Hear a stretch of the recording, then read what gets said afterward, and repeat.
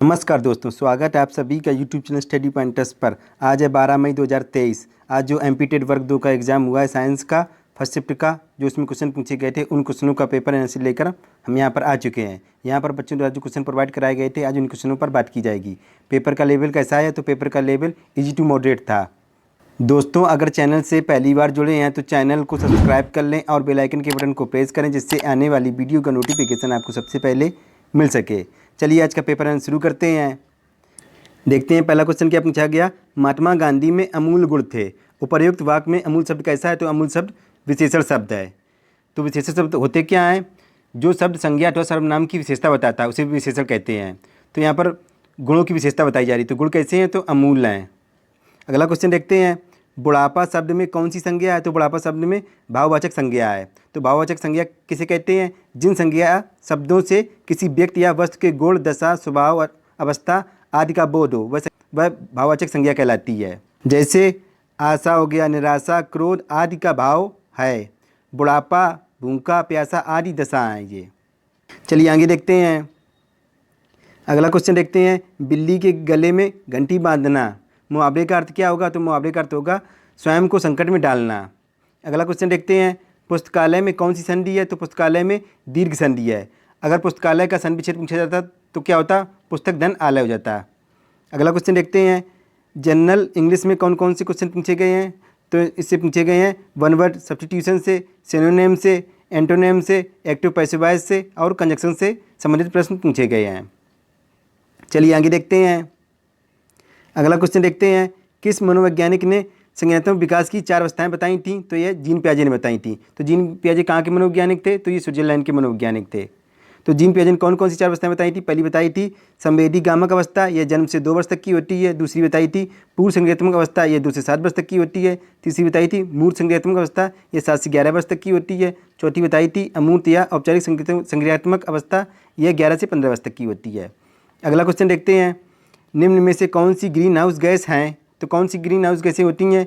Methane हो गई, carbon dioxide हो गई, नाइट्रस ऑक्साइड और क्लोरोफ्लोरोकार्बन, ये सभी ग्रीन हाउस गैसें होती हैं। चलिए आगे देखते हैं। अगला क्वेश्चन देखते हैं। ज्योति तीव्रता का मात्रक क्या होता है? तो इसका मात्रक होता है कैंडेला। इसको सीडी से प्रदर्शित करते हैं।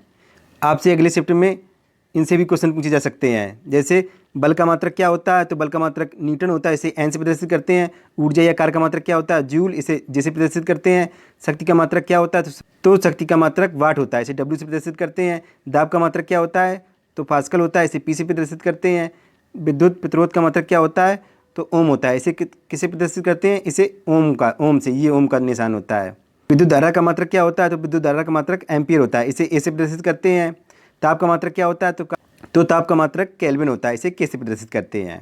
आपसे नेक्स्ट शिफ्ट में इससे क्वेश्चन पूछे जा सकते हैं। चलिए आगे देखते हैं। अगला क्वेश्चन देखते हैं। विद्युत बल्ब का फिलामेंट किसका बना होता है? तो विद्युत बल्ब का फिलामेंट टंगस्टन का बना होता है। और विद्युत बल्ब में कौन सी गैस भरी होती है? तो इसमें आर्गन गैस भरी होती है। तो आर्गन का परमाणु क्रमांक कितना होता है? तो ये 18 होता है और परमाणु भार तो ये 40 होता है। अगला क्वेश्चन देखते हैं। खाद्य ऊर्जा को हम किस इकाई में माप सकते हैं? तो इसको कैलोरी में माप सकते हैं। तो 1 किलो कैलोरी बराबर क्या होता है? तो ये होता है 4.18 किलो जूल होता है। चलिए आगे देखते हैं। अगला क्वेश्चन देखते हैं। निकट दृष्टि दोष वाले व्यक्ति के चश्मे में कौन सा लेंस लगा होता है? तो इसमें अवतल लेंस लगा होता है।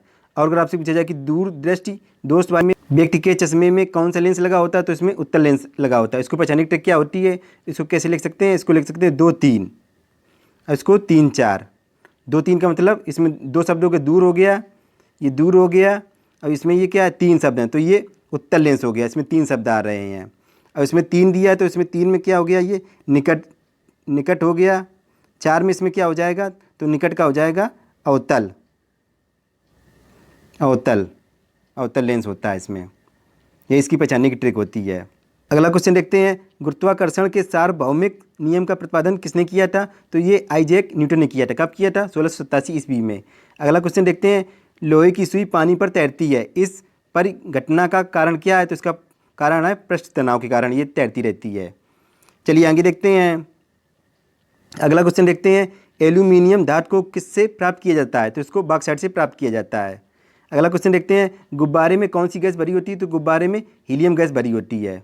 अगला क्वेश्चन देखते हैं। जल का जमकर बर्फ़ बनना कौन सा परिवर्तन होता है? तो ये भौतिक परिवर्तन होता है, जल का जमकर बर्फ़ में बनना। चलिए आगे देखते हैं। अगला क्वेश्चन देखते हैं, हंसाने वाली गैस यानी लाफिंग गैस का नाम क्या है? तो इसका नाम है नाइट्रस ऑक्साइड, इसको कहते हैं N2O।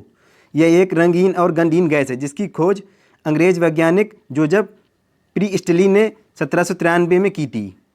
अगला क्वेश्चन देखते हैं, सबसे अधिक विद्युत ऋणात्मक तत्व कौन सा होता है? तो ये फ्लोरीन होता है। और अगर पूछा जाए कि सबसे अधिक विद्युत धनात्मक तत्व कौन सा होता है? तो ये सीजियम होता है। चलिए आगे देखते हैं। अगला क्वेश्चन देखते हैं, परमाणु के नाभिक में होते हैं तो क्या होते हैं? तो प्रोटॉन और न्यूट्रॉन होते हैं परमाणु के नाभिक में। अगला क्वेश्चन देखते हैं, नींबू में कौन सा अम्ल पाया जाता है? तो नींबू में साइट्रिक अम्ल पाया जाता है। अगला क्वेश्चन देखते हैं, साधारण नमक का रासायनिक नाम क्या है? तो साधारण नमक का रासायनिक नाम सोडियम क्लोराइड है। और अगर पूछा जाए कि साधारण नमक का रासायनिक सूत्र क्या होता है? तो उसका रासायनिक सूत्र NaCl होता है। चलिए आगे देखते हैं। अगला क्वेश्चन देखते हैं, शुद्ध जल का pH मान कितना होता है? तो ये 7 होता है। अगला क्वेश्चन देखते हैं, पौधों में आवश्यकता से अधिक जल किस प्रक्रिया के द्वारा बाहर निकाला जाता है? तो ये वाष्पोत्सर्जन के द्वारा निकाला जाता है। अगला क्वेश्चन देखते हैं, लार में कौन सा एंजाइम पाया जाता है? तो लार में टाइलिन पाया जाता है एंजाइम। चलिए आगे देखते हैं। अगला क्वेश्चन देखते हैं, एक स्वस्थ मनुष्य का रक्तचाप यानी ब्लड प्रेशर होता है कितना होता है? तो ये 120/80 होता है। तो 120 ये सिस्टोलिक होता है और 80 डायलोस्टिक होता है। तो यहाँ पर देखते हैं, उच्च रक्तचाप यानी हाइपरटेंशन, इसकी वैल्यू कितनी होती है? तो ये 130/110 होती है। निम्न रक्तचाप यानी हाइपोटेंशन की इसकी वैल्यू कितनी होती है? तो इसकी वैल्यू 90/60 होती है।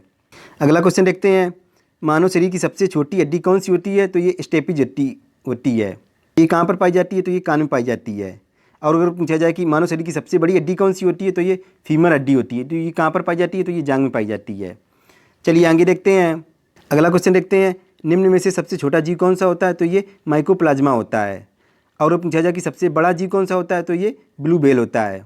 अगला क्वेश्चन देखते हैं, रेशम कीट पालन को क्या कहते हैं? तो इसको कहते हैं सेरीकल्चर।